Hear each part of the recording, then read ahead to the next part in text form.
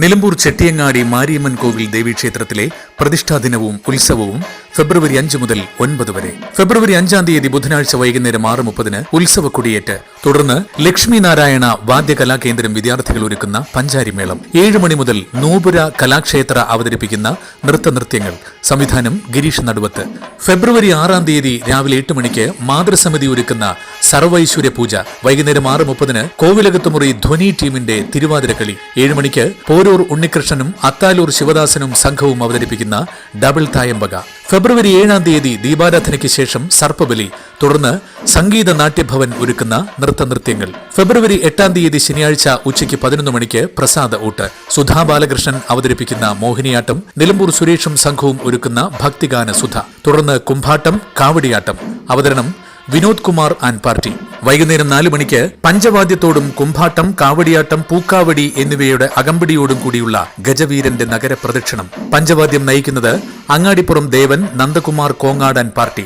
രാത്രി 9 മണിക്ക് കോട്ടയ്ക്കൽ ബാലനാരായണനും സംഘവും ഒരുക്കുന്ന കഥകളി, കുചേലവൃത്തം.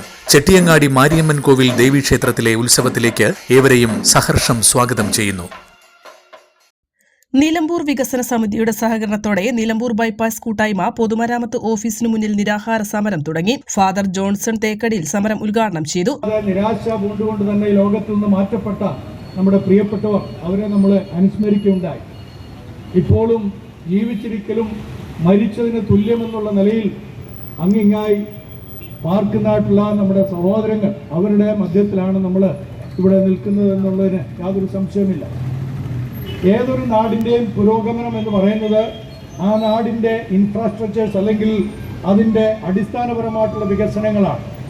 ഓരോ നാടും ആരംഭിക്കുമ്പോൾ നമുക്കറിയാവുന്ന പോലെ ചെറിയ ചെറിയ അങ്ങാടികൾ കൊണ്ടാണ് ആരംഭിക്കുന്നത്. ആ അങ്ങാടികൾ പിന്നീട് ജനപ്പെരുപ്പം കൊണ്ടൊക്കെ വികസിച്ച് വലുതാകുമ്പോൾ യാത്രാ സൗകര്യങ്ങൾ വളരെ പ്രധാനപ്പെട്ട ഒരു കാര്യമാണ്. യാത്രയ്ക്ക് വേണ്ടിയുള്ള എല്ലാ ക്രമീകരണങ്ങളും ചെയ്യുക എന്നുള്ളത് അതാത് നാടുകൾ ഭരിക്കുന്നതായിട്ടുള്ള ഭരണാധിപന്മാരുടെ വളരെ കൃത്യമായിട്ടുള്ള ഉത്തരവാദിത്വത്തിൽപ്പെട്ടൊരു കാര്യമാണ്. കൂറ്റമ്പാറ അബ്ദുറഹ്മാൻ ദാരമി മുഖ്യാതിഥിയായിരുന്നു. RK മലയത്ത് അധ്യക്ഷത വഹിച്ചു. KP Umar, Naseera Arattuthodi, KRC Nilambur, James Mayyanthani, Ahammed Kutty Kappil, MK Suresh എന്നിവർ സംസാരിച്ചു. നിലമ്പൂർ ജ്യോതിപ്പടി മുതൽ വെളിയംതോട് വരെ 6 കിലോമീറ്റർ ദൈർഘ്യത്തിലാണ് ബൈപ്പാസിന് ഭൂമി ഏറ്റെടുത്തത്. നിലമ്പൂർ ബൈപ്പാസിന് ഭൂമി വിട്ടു നൽകിയിട്ട് 31 വർഷം പൂർത്തിയായിട്ടും ബൈപ്പാസ് നിർമ്മാണം നടത്താനോ മുഴുവൻ ഭൂവുടമകൾക്കും നഷ്ടപരിഹാരം നൽകാനോ തയ്യാറാവാത്ത സാഹചര്യത്തിലാണ് ബൈപ്പാസ് കൂട്ടായ്മ 3 ദിവസം നിരാഹാര സമരം നടത്തുന്നത്. 257 കുടുംബങ്ങൾക്കാണ് ബൈപ്പാസ് വരുന്നതോടെ സ്ഥലം നഷ്ടമാകുന്നത്. 48 വീടുകൾ പൂർണ്ണമായി പൊളിച്ചു മാറ്റണം. ബന്ധപ്പെട്ടവർ പലതവണ അവധി പറഞ്ഞിട്ടും ഇതുവരെ ഭൂമിയുടെ നഷ്ടപരിഹാരം പോലും ലഭിച്ചിട്ടില്ല. നിലവിലുള്ള സംസ്ഥാന സർക്കാരിന്റെ അവസാന ബജറ്റ് അവതരിപ്പിക്കുന്ന സാഹചര്യത്തിൽ ബൈപ്പാസിന് ഫണ്ട് അനുവദിക്കുന്നതിനും തുടർ നടപടികൾ സ്വീകരിക്കുന്നതിനും വേണ്ടി നിരാഹാര സമരം നടത്തുന്നത്. ഒരു നടപടിയുമില്ലെങ്കിൽ സമരം ശക്തമാക്കാനാണ് ബൈപ്പാസ് കൂട്ടായ്മയുടെ തീരുമാനം. N4 news, Nilambur. കിഴക്കൻ ഏറനാടിന്റെ മലയോര മണ്ണായ നിലമ്പൂരിന് ഇനി കാഴ്ചമങ്ങില്ല. ആധുനിക സാങ്കേതിക വിദ്യകളോടെ പ്രവർത്തനം ആരംഭിച്ച ടെക്ടോണ ഐ ഹോസ്പിറ്റൽ 1000-ൽ പരം തിമിര ശസ്ത്രക്രിയകൾ വിജയകരമായി പൂർത്തിയാക്കി മുന്നേറുകയാണ്. അത്യാധുനിക ചികിത്സാ സൗകര്യങ്ങൾക്കൊപ്പം വിദഗ്ധരായ ഡോക്ടർമാരും സേവന തൽപരരായ ജീവനക്കാരും ടെക്ടോണയെ മറ്റു നേത്ര ആശുപത്രികളിൽ നിന്നും വ്യത്യസ്തമാക്കുന്നു.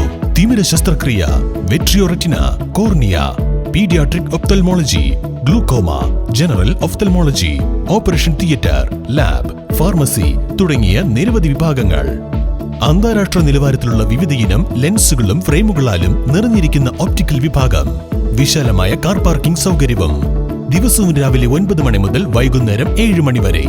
ടെക്ടോണ eye hospital, Ooty road, Nilambur, Chanthakkunnu. Phone 9605221501, 0493 122 1501.